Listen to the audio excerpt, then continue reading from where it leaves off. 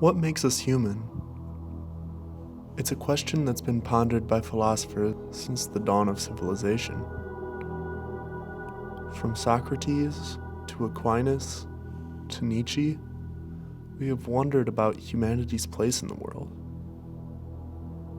John Dewey is a philosopher that coined somatic philosophy, that is, a philosophy of the body-mind.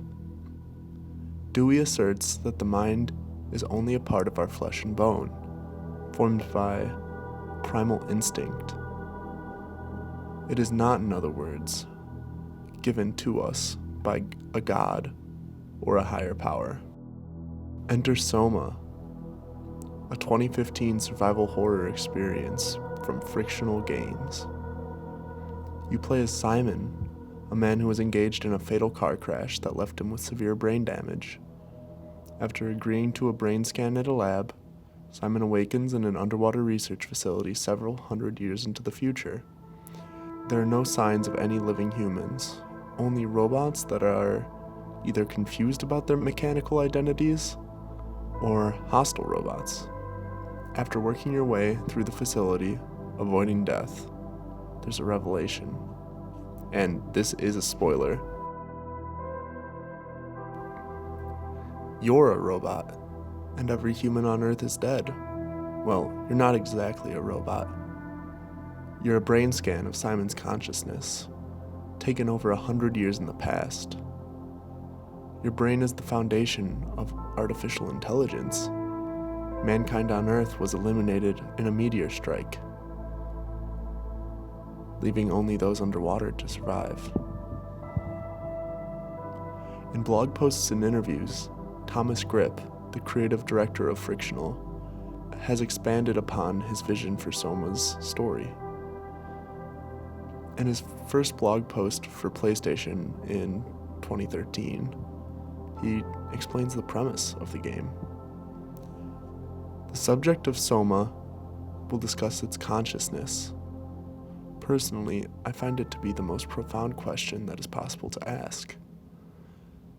How can the feeling of subjective experience arise from chunks of flesh? Exploring this further takes us to questions such as, can machines be conscious? Do we have free will? It gets very disturbing, and is an ideal for a futuristic horror setting. It is the kind of sci-fi that we want to make. End quote. So, do machines have free will? They certainly don't seem to be the subjects of predestination or fate. In that case, they're not the subject of any god. It's a dark question, but we need to ask whether or not consciousness is what truly makes us human. In Aldous Huxley's Brave New World, SOMA is an antidepressant. It provides a false sense of happiness to the citizens within the book. Within the game, SOMA could be the arc that is at the end of the main campaign. This arc is a refuge for artificial intelligences that is, in the end, launched into space. It's a virtual reality.